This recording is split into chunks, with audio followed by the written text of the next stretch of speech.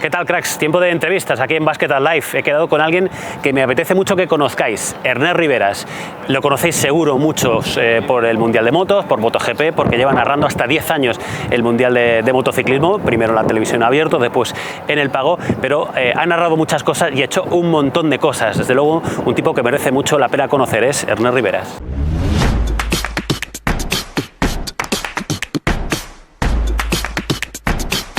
¿Qué tal, cracks? Tiempo de entrevistas aquí en Basket Live y hoy un protagonista para mí muy especial, porque es alguien que, aparte conozco personalmente, una referencia dentro del mundo del deporte, dentro de muchos deportes, porque muchos de los periodistas se centran en el fútbol, este no es el caso, y aunque él está haciendo motos, Ernest Riveras, muy buenas. Has hecho, leí hasta 25 deportes diferentes, ¿puede ser? Son narrados, sí. ¿Narrados? En castellano y catalán, porque en el centro de Sant Cugat hacíamos durante muchos años, antes de los Juegos del 92 sobre todo, muchos deportes en catalán. Pues por ahí Más de 25, voy a empezar por ahí, por tus inicios, porque empezaste en radio. Antes de empezar la tele, 88 puede ser, año 88 más o menos. Cuando volví de la mili y empecé la universidad, empecé a trabajar en Antena 3 Radio con Alfonso Arús y Jorge Salvador, haciendo un programa del estilo de Alfonso Arús, de humor, con guión, con trabajado y Jorge Salvador lo mismo.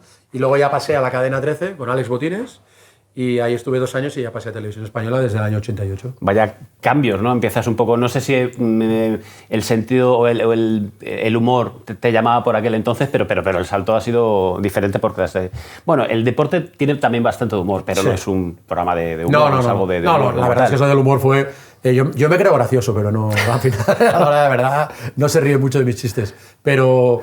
Más que nada, pues la coyuntura, mi familia era de radio toda la vida, conocíamos a Alfonso Arús desde pequeño, y hizo un programa y dijo, pues que se venga a trabajar con nosotros. Y luego ya, sí que en serio, cuando pasé ya al primer contrato, a cotizar por primera vez, fue con Cadena 13 y haciendo ya radio nocturna con Alex Botines y a programas pues yo siempre, como tú has dicho, el fútbol no es lo que más me tiraba, aunque ahí tuve que hacer mucho fútbol, pero luego sí que me tiraba más la parte polideportiva. Ya habrá tiempo de hablar del no fútbol y la cantidad de deportes que has hecho. Aunque el primer deporte mío fue el baloncesto, ¿eh? O sea, yo me dediqué a esto porque de repente en los años 80 me cayó una revista Un Nuevo Básquet en las manos.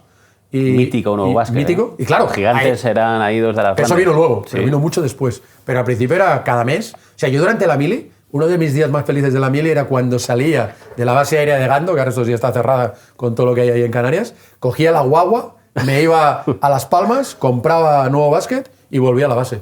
Probablemente en la base ya me lo había leído, en la guagua ya me lo había leído. Pero o sea, era uno de los días felices y ahí empecé a enamorarme del baloncesto, los números aquellos estratosféricos de los Dr. J y toda Claro, es que pillaste una época la mejor, porque fue el boom de la NBA, que aquí en España eso parecía un planeta marciano, sí, ¿no? sí. Porque aquí prácticamente es que ni se veía NBA. Hasta 2 o 3 años después no se vio la NBA. Claro. Recuerdo que la trajo Pedro Barte, hacían un programa. Y de cerca de las estrellas también. No, pero mucho antes, Antonio. El precursor de Estadio 2 era un programa de media hora que iba a las 2 por la tarde, tal, 25 minutos, ya estaba Olga Vice, tal. O sea, te estoy hablando de mitad de los 80, y ahí por fin, en el año 85 así, ya metieron por fin NBA. Incluso metieron una final universitaria del baloncesto. Dice, y de repente yo un día estaba en el colegio, veo en el diario que todavía se miraban la programación del diario, y digo, ¿qué hay? Un partido de NCAA, ¿qué? Dejé campana para casa y se apellas, ¿no? Y para casa a verlo. Campana y se acabó. ¿Y echas de menos la radio? La verdad es que en más de 30 años de carrera ahora lo que menos he hecho es radio. Y eso que mi padre y mi madre han trabajado en la radio toda la vida y a mí mi cultura es de radio. Y sí que la echo de menos, o sea, me gustaría haber hecho más radio. Ahora ya no sé si... Ahora los podcasts un poco te permiten quitarte la carbonilla de no hacer radio, pero me hubiera gustado haber hecho más tiempo radio. Aunque no descarto, igual tengo que terminar tal como empiezas, terminas, ¿no? Bueno, con la vuelta has quedado, sobre todo en los últimos años, amigo, pues exacto. ¿Quién sabe? He ido cambiando, pensaba que me jubilaría en Televisión Española y ya he cambiado 3 veces de empresa. Eso te iba a preguntar, por Televisión Española, después de tus pinitos en la radio, tus inicios en la radio, con grandes figuras, ya me has contado, entras en Televisión Española en Barcelona, en Sant Cugat, ¿no? Sant Cugat. ¿Cómo fueron esos primeros años? Pues para mí, claro, fue una locura, porque entras ahí dentro, te empiezas a encontrar a la gente que has estado todos esos años siguiendo. O sea, yo ahora, por ejemplo, veo, entran muchos becarios, ¿no? Muchos estudiantes en prácticas y de repente te saludan y te miran con cara de no sabes quién eres, ¿no?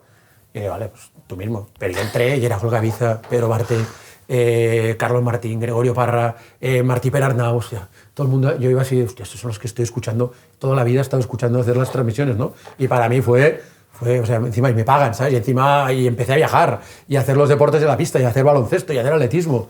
Buah, una locura fue para mí. A mí me pasó algo parecido, lo comentaba en otra entrevista. Yo cuando entré en Canal Plus, en el año 96, entré también como becario, veía primero la Torre Picasso, salía del metro y veía la Torre Picasso y pensaba que estaba en el World Trade Center, antes de todo lo que pasó, lógicamente, y ya entraba ahí, se ponía la piel de gallina solamente de pensarlo, pero además de verdad, la gente que me conoce lo sabe. Y claro, luego estaba por ahí Michael Robinson, estaba Carlos Martínez, estaba Josep Pedrerol por aquel entonces también. Bueno. Te entiendo perfectamente la sensación. Y luego ya eres uno de ellos, ¿no? Porque al cabo de 4 días ya te sientes uno de ellos, te empiezan a dar responsabilidad, hay que ganársela. Yo realmente ahí me di cuenta que tenía un cierto talento para la narración, o sea que yo en la radio no lo tenía tan claro, y entonces empecé a desarrollar la faceta comodín, ¿no? A la que caía una transmisión que alguien no tenía muy claro quién la puede hacer, o que el titular, por lo que fuera, no podía hacerlo, ¡pam!, que la Garnes. Y a partir de ahí me suena lo que me estás contando. Comodín, ¿no? Sí, me suena de multiusos. Sí. Alguien es bueno y malo. Eso es. Porque según me dijo una vez un jefe, es que no eres un 10 en nada, pero eres un 8 o 9 en casi todo. Claro. Y claro, pues no vas a ser nunca titular en algo, eres suplente de casi todo, bueno y malo, pues... Bueno, porque haces muchas cosas, sí, pero malo porque al final... No te afianzas siempre... nada. No, a mí, recuerdo, por ejemplo, que el primer partido de rugby que hice no lo pudo hacer Ramón Trecet, por ejemplo, ¿no? Entonces, oye, este partido que va a haber ahora de Australia, Francia-Australia, 2 partidos seguidos, esos test de la ventana de otoño, no lo puedo hacer 13. ¿Quién lo va a hacer? Y me vienen y me dicen que si lo puedo hacer yo. A 15 días vista, ¿eh? Partido de rugby en el año 89. Digo, vale. Pero luego empecé el torneo de 5 naciones entonces en el 90, y cuando llegó el gran partido me dijeron, a este ya no vas. ¿Cómo que no? Pues es el torneo y tal, que yo lo estoy haciendo muy bien. Y dice, ya, pero aquí va el número 1. Ahí va a ir Ramón. También me suena a mí. Entonces luego hay que pelear porque tú termines siendo el número 1 en algo. Yeah. Pero bueno, intentando hacerlo todo lo que puedas. Lo mejor posible. Que eso es un poco tuyo, eso también lo tenemos en común. Bastante común. Y empiezas a hacer un poco... Y sin así, sí, hay que creerse un poquito. Bueno. Y empiezas a hacer un montón de deportes. Me cuentas que entras en el año 90, así más o menos. Aproximadamente. En el 88. En el 88, sí. Ya en el 90 estás empezando a hacer cosas. Sí, ya, bueno, sí. Rugby, ciclismo, atletismo. Sí, la primera gran cosa que hice tenía que ver además con lo que me gustaba. Fue la Final Four de Múnich. O sea, la Final Four del año 89 de Múnich. La que se la pega el Barça de Aitor García. Sí, que el Barça llega sobrado y pierde con Jugoplástica en el partido de la semifinal. Que además era entonces que se jugaba martes y jueves. Sí. Televisión Española era la segunda Final Four, porque el año anterior había sido la primera, que había ganado el Milán. Sí. Tal. Y la segunda, 89, en Múnich, con el Barça. Televisión Española montó un operativo que fuimos desde el sábado, todo, telediarios, programas, los 2 partidos del martes en directo. Por supuesto, estaba todo preparado para la final y para el Barça campeón. Y claro, luego aquello fue un funeral. Pero que aquel fue el primer gran operativo que fui en el año 89, la Final Four de Múnich. O sea, que el gafe del Barça con la Jugoplástica, porque palmó, estoy pensando, 3 veces seguidas. Ese año, el año siguiente en Zaragoza y luego en París. Correcto. También. No fui a ese. Ahí no fuiste, ¿no? Ahí dijeron... El gafe era suyo. Pues mira, ahí te voy a contar la primera gran anécdota de pasarlo mal. Eso es lo que quiero que me cuentes. Hay anécdotas. ¿Qué pasó? Estamos con que esto es Final Four del 89. Cuando pierde el Barça, con la Jugoplástica, por sorpresa, aquel equipo hizo historia. Pero la primera fue preparado para ganar. Desde luego un sorpresón. Sibilio metió una rajada de Aito, ¿vale? Al acabar el partido. Así acabó Sibilio en el Barça. Y entonces, 2 días después, imagínate, hicimos aquello porque había que hacerlo, pero un tercer y cuarto puesto. Barça, AEK, Aris de Salónica. Aris. Aquello no le interesaba a nadie. Pero había que hacerlo. Y ahí estábamos. Y entonces yo era uno con Pera Farreras, eran los que... Estaba Pedro Barte, Ramón Trecet, estaba Santillana y estaba, no me acuerdo quién era el cuarto comentarista, y luego Gaviza, y luego el director era Gregorio Parra, y estábamos Pera Farreras en una canasta, y yo en la otra, hacíamos entrevistas. Y antes de eso me dice Pera, entrevista a tu Aito. Entonces yo voy, entrevisto a Aito, relajada, tal, y le digo... Aito, bueno, tal, no sé qué, ahora cómo se afronta este tipo de partidos, bla, bla, bla, todo muy bien, sobre relajado. Y entonces le digo, algo que tampoco es tan relevante el 5 inicial en baloncesto. Sí, pero no, ¿vale? Entonces, y un tercer y cuarto puesto menos. Y se me ocurre preguntarle, oye, ¿y el 5 inicial? Y me dice Solozábal, Crespo, Epi, Waiters y Norris. Y yo digo, Sibilio no. Me dice, he dicho Solozábal, Crespo, Epi, Waiters y Norris. ¿Queda claro? Yo, sí. Don Alejandro, dejando claro. O sea, llevaba un año en la tele y así temblándome la mano y me tenía que coger así.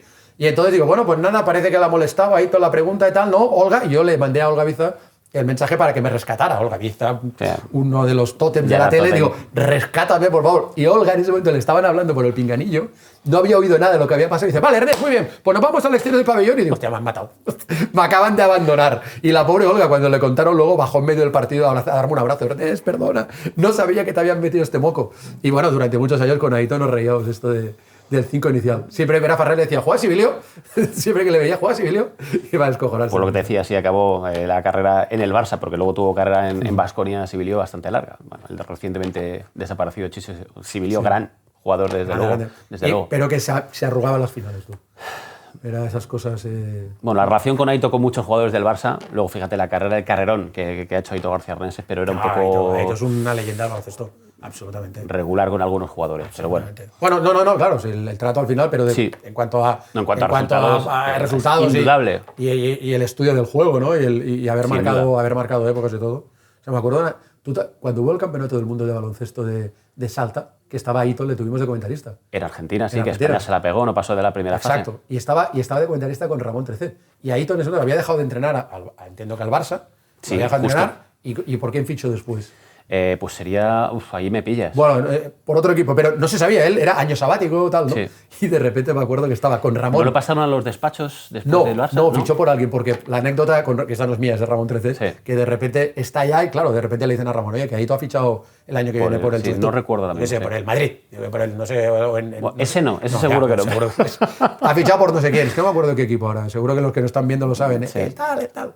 Y de repente Ramón 13 se levantó, se le puso de rodillas así. Aito, ¿por qué me haces esto? Estoy aquí contigo y me tengo que enterar por la prensa que has fichado por un equipo. O sea, que escenas de Ramón 13 que eran curiosas. Pero estuvisteis en Argentina en ese... Yo ahí ya no fui, ahí me estuve dedicando más al atletismo, porque en Argentina, aquello sería el año 90, ¿no? El año 90. Pues yo ya estaba preparando uno de mis grandes placeres y a la vez disgustos de mi vida deportiva, que es los Juegos Olímpicos de Barcelona.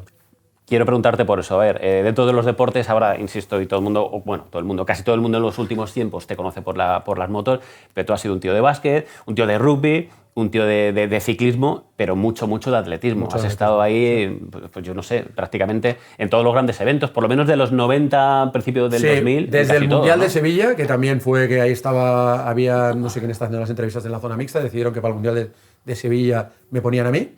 Pues desde el Mundial de Sevilla ya hasta el año 2006, hasta el Campeonato del Mundo de Göteborg, ya estuve yo haciendo siempre la zona mixta, y luego pasé incluso a comentar en la parte ya cuando Gregorio Parra se iba a jubilar. Empecé yo y luego ya llevo una carambola y yo ya en 2007 ya hice MotoGP, pero yo de alguna manera estaba ahí preparado para calzar las botas de Carlos Martín y de Gregorio Parra, y de hecho muchos años después... Y José Ángel de la Casa estuvo también. José Ángel había dejado, pero ya era jefe en ese momento. Sí. Y muchos años después incluso comenté el atletismo de los Juegos de Londres. O sea que siempre lo he tenido en el ADN el tema este. Pero sobre todo al principio me preparé para hacer el atletismo de los Juegos de Barcelona en catalán. Televisión Española iba a hacer 2 operativos, para toda España en español. El canal Olympic me parece que se llamaba. Primero era nuestro canal de Televisión Española en la 2, pero luego por temas políticos, por cuotas políticas, TV3 no se podía quedar al margen de unos juegos en Cataluña y en Barcelona. Y entonces se creó un canal especial, Canal Olympic, en el cual en cada deporte se ponía un comentarista de TV3 y un comentarista de la 2, ¿no? De Sant Cugat. Eso significó que no había manera de decir, oye, ¿quién es la mejor pareja de atletismo que tenemos? Coño, pues Dani Martí y Ernest Riveras, que llevan 2 años preparándose. No. Dani Martín, que es el número 1, y le ponemos uno de TV3. Y entonces, de repente, eso le pasó también en el baloncesto a Rubirosa. ¿Conoces a Rubirosa? Sí. Otro de los históricos en Cataluña. Un histórico. Y de repente Rubirosa se quedó sin hacer el baloncesto, porque el baloncesto hizo Canut, Pere Farreras, y yo me quedé sin atletismo, y dije, ¿qué hacemos con estos 2 tíos? Que hagan la natación. Y Rubirosa y Ernest Riveras hicimos la natación de los Juegos de Barcelona. Los dos, sin haber hecho nunca natación, en el evento más grande, ¿sabes? Ahí con Martín López Tubero, además que ganó la medalla de oro en la espalda, y bueno, lo único que pasó es que nos llevamos de fábula. Ahí no hubo muchos roces entre comentaristas, y Jordi y yo fuimos los que mejor nos llevamos. Nos lo pasamos teta en la Picornell, y luego acabó la primera semana de natación, y en la segunda ya no tenía nada que hacer, y todos los días en el estadio. Fermín Cacho, campeón olímpico, al estadio, pues a verlo, a ver el atletismo. Pues o sea, te he dicho, los juegos para mí fueron lo más grande, Barcelona, la pera, pero me quedé con el sabor agridulce de que tenía que haber hecho el atletismo de los Juegos de Barcelona. Pues mira, 4 años después, aquí quien te acompaña a la mesa hizo Halterofilia y tiro con arco en Canal Plus. Eso fueron... Claro, en Atlanta. Claro. En Atlanta, que ahí 96. coincidimos, Canal Plus y Televisión Española. Exacto. En Atlanta. ¿Pero tú viajaste a Atlanta? No, que va. Yo era becario, acababa de entrar. Bueno, de hecho entré el día de mi cumpleaños del año 96 y aquello era como, claro, todos los deportes buenos. Porque sí viajó, por ejemplo, Sisto Miguel Serrano, que hizo el básquet, porque el básquet sí lo teníamos en exclusiva, porque no estaba la selección española. Y Daimiel también viajó, que me lo encontré en la plaza también viajó, pero fueron 4 o 5 personas y yo entré como becario. Evidentemente era el último mono y ahí no iba a viajar. Y de todos los deportes nos repartimos el resto de becarios y, bueno, demasiado que me tocó halterofilia y tiro con arco. Imagínate yo lo que sabía de esos deportes. Pues Atlanta... Me tuve que poner las pilas, claro. Pues igual coincidimos haciendo halterofilia, porque Atlanta fue para mí el punto de inflexión en mi carrera en Televisión Española, porque después de muchos operativos en que iba mucha gente, ahí hubo como una especie de crisis y se dijo, Atlanta va a viajar muy poca gente y los que viajen van a tener que hacer 50 cosas. Ahí está el comodín en Riveras y entonces dijeron, este puede venir para hacer de redactor en el programa Resumen, en el programa Máster, que lo presentaba Matías Prats. Sí. Y además hay muchos deportes y este puede comentar un montón. Y ahí empecé a comentar mountain bike, que se debutaba. Hice hípica, hice waterpolo, hice voleibol, hice volei playa, que debutaba, que además fue un boom. La final del volei playa femenino, masculino fue por la 1, un domingo por la noche. O sea, hice judo, hice todo, además de ir a hacer entrevistas y todo. O sea, ahí fue el punto de inflexión, dijeron, ostras, además de comodín, este tío le podemos tirar cualquier cosa que lo torea, lo batea y lo que sea. Aquella mítica presentación de Matías Prats y Olga Biza, ¿no? El día de la inauguración de Barcelona. De Barcelona, sí. Y quería preguntarte por Barcelona, alguna anécdota que recuerdes que diga, bueno, porque claro, ya después has viajado mucho y tal, pero Barcelona... Más anécdota de comentar la natación sin tener ni pajolera ahí con Rovirosa. Bueno, o sea... recién llegado, entre comillas, porque llevas poco tiempo en Televisión Española, unos Juegos Olímpicos lleno de estrellas de la televisión, en casa además, bueno, no sé, ¿qué supuso para ti y qué recuerdos tienes? O no sé, que me cuentes alguna cosa que digas, bueno, pues recuerdo esto en concreto, alguna anécdota que te llegue. Lo que recuerdo es haber disfrutado como un niño en el atletismo, ¿no? en el estadio Olímpico y de espectador, ¿no? Recuerdo un poco que me encantaría estar comentando eso o incluso haciendo las entrevistas, ¿no? O sea, cuando Peñalver gana la medalla, cuando la gana Fermín, cuando la ganan los marchadores, dices, ostras, ahí Dani Plaza, dices, me hubiera encantado estar ahí, pero al final también como espectador, ahí me puse en la piel de un espectador y lo disfruté. Estar sentado ahí en la silla y ver llegar ahí a Fermín Cacho a 30 metros de mí ahí en la línea de meta, que es una cosa maravillosa, porque yo además recuerdo que remontándonos antes, en el año 83, yo repetí COU, ¿vale? Yo no hice bachillerato, yo decía COU, decía la mili, y digo, ¿tú hiciste COU? Sí, y también repetí. Y también repetiste COU. Y entonces, me quedó inglés. ¿Vale? Entonces, a mi inglés y la lengua, Ernest, me parece a mí que no está vida paralela, a mi brazo. Me está dando miedo esto, o sea... Y recuerdo que en el verano estábamos en Sitges veraneando y iba a clases de inglés por la tarde, pero en el 83 fue el primer mundial de la historia del atletismo, el de Helsinki, y lo retransmitió Televisión Española, Estadio 2. Entonces yo me acuerdo que salía de casa, adiós, que me voy al inglés y me iba a un bar a ver el atletismo. A ver a Josep Marín, entre otros, ¿no? Porque yo creo que fue campeón, me parece. En el 83, no sé si fue creo que sí. O Marín, pues uno de ellos, porque estaban ahí los dos, pero yo recuerdo más... O Jordi Llopart, a lo mejor. Es que es lo que te decía, no sé si era Llopart o él. Yo creo que fue Josep Marín, me parece, en Helsinki. Bueno, al final fueron intercambiándose, pero sí que recuerdo que ahí fue la primera que íbamos a Bubka. Agüita estaba arriba de todo y ahí era... ya Carl Lewis puso los pasos de lo que al año siguiente fue las 4 medallas de oro de los Juegos. Pero era la primera vez que se corría un mundial, era la primera. En la historia no había mundial. Y yo me iba a un bar. La gente me decía, ahí en Sitges, me decía, ¿qué haces aquí a las 4 de la tarde tal, viendo el atletismo? Y no iba a las clases de inglés. Luego aprobé. Bueno, y además te ha servido para bastante, ¿no? Porque tú has tenido más remedio que no hay más aprender, remedio, ¿no? A viajar por el mundo a la fuerza y para hablar con los deportistas. Damos un salto en el tiempo y nos vamos a fines de los 90, estás con atletismo, pero estás también incluso con ciclismo. Me contaste un día en una charla privada que llegaste a ser jefe de deportes de Televisión Española, a pesar de ello, dices, no, yo quiero ir en la moto. Total. No es habitual, desde luego, que un jefe de deportes diga, oye, me quiero pringar porque... Pringar entre comillas, porque no es lo más cómodo ir en una moto en cada etapa. No, y además es que me he caído varias veces, me he roto costillas, me he roto cosas yendo en moto, o sea, me he caído con ciclistas, sin los ciclistas, o sea, ir en la moto, hacer la Vuelta a España durante 10 años y todas las carreras pequeñas, desde la Challenge de Mallorca en febrero hasta casi el Mundial en noviembre, pues te caes, algún día te caes. Y me había roto algo. Pero sí que es cierto que en aquel momento, cuando me propusieron ser jefe de deportes en San Cugat en el 97, justo acababa de empezar a hacer la Vuelta a España en el 96. A la Vuelta de Atlanta, Pedro González me vio, ahí en Atlanta ya nos hablamos más y tal, y me dijo, oye, que ahora no sé quién lo dejaba. Sí, Ramón Pizarro, que ya no quería subirse a la moto. Oye, que eso, otra vez comodín. ¿Tú te quieres subir a la moto ahí con Carlos de A3? Y yo, venga, para adelante. Y entonces, claro, ya había hecho el 96, me encantó, disfruté. Y cuando llegó el 97, digo, ahora lo he hecho un año, lo dejo. Y el año que viene me cesan de jefe, o yo dimito, y me queda. Y al final lo que me gusta a mí es tocar pelo, estar en la trinchera. Entonces, no voy a dejar de hacer eso. Y era brutal, porque claro, como jefe de deportes tenía muchas obligaciones. Me subía en el coche por la mañana, abría la oficina, ya había teléfonos móviles, hablando, venga, os dejo que voy a empezar la etapa. Colgaba, me subía a la moto y hacíamos la etapa. Y eso no quise dejarlo nunca. La última, antes de hacer un parón, porque esto es como el deporte, que hay un primer y un segundo tiempo, la última de este primer bloque de entrevista, hablas del ciclismo, de lo que me estás contando de la moto, y dio la casualidad de que estuviste en la etapa en la que Miguel Indurain se retira. De repente va en la bicicleta, se va y de repente es como, bueno, ¿qué está pasando aquí? El mítico Miguel Indurain, que venía de ganar 5 Tours, le obligan a ir a la Vuelta a España, él mojeado como una mona. Total. Y de repente, camino del hotel, se baja la bici y tú lo cuentas ahí en primerísima persona. Eso, ahí me fallaban las piernas. Porque, claro, era la primera vuelta que hacía en el año 96. Acababa de volver de Atlanta. Que él también había ido a Atlanta y había ganado medalla. O sea, oro y plata. Exacto, con Olano. Que había sido el Tour que le ganó a Viernes Reis, que él llegó a un cuarto de hora. Pero llegan allá, son campeones olímpicos y luego le obligan, como tú dices, a correr. Y claro, ya empieza a correr la voz de que Miguel... O sea, el día anterior, subiendo ahí en Oviedo el Alto del Naranco, ya se empieza, se ha quedado ya. Y cuando ya está la etapa subiendo el Mirador del Fito, empieza a correr la voz de que Miguel va a abandonar cuando baje el Mirador del Fito. Miguel se empieza a descolgar, se queda con el Herminio Díaz Zabala ahí los dos abrazados en la bicicleta, bajando el puerto ahí hablando, y me empieza a decir, Ernest, quédate atrás, que se va a bajar Miguel aquí llegando a Cangas de Onís. Y claro, yo, ¿qué hago? Pues nada, te baja y dale el entrevista, porque claro, al final en la moto hay un cable que mide esto, no te puedes bajar de no ni inalámbrico.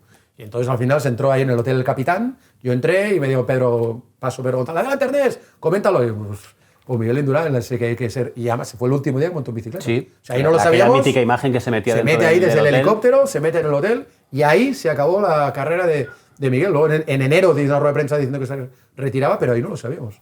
Y claro, para mí fue un momento.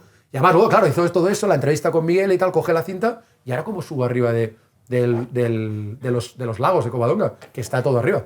Entonces ahí me vine en un helicóptero, me subí. La primera vez que subí los lagos fue en helicóptero, con la imagen de la entrevista de Miguel Indurain. Ahí temblando prácticamente. Sí. Bueno, lo dicho, hacemos un pequeño alto en el camino, esa primera parte, y ahora hablamos un poco de tu tramo final. De mi libro. El momento en el que estás actualmente, en los últimos años, que es por el que se te conoce más, por las motos, por lo que no se te conoce tanto por no haber hecho fútbol, por otro deporte, pero sobre todo por las motos. Hacemos un pequeño descansito y volvemos. Pues esta es la primera parte de la entrevista con el gran Ernest Riveras, un alto en el camino, y la siguiente entrevista en nada. Hasta ahora, cracks.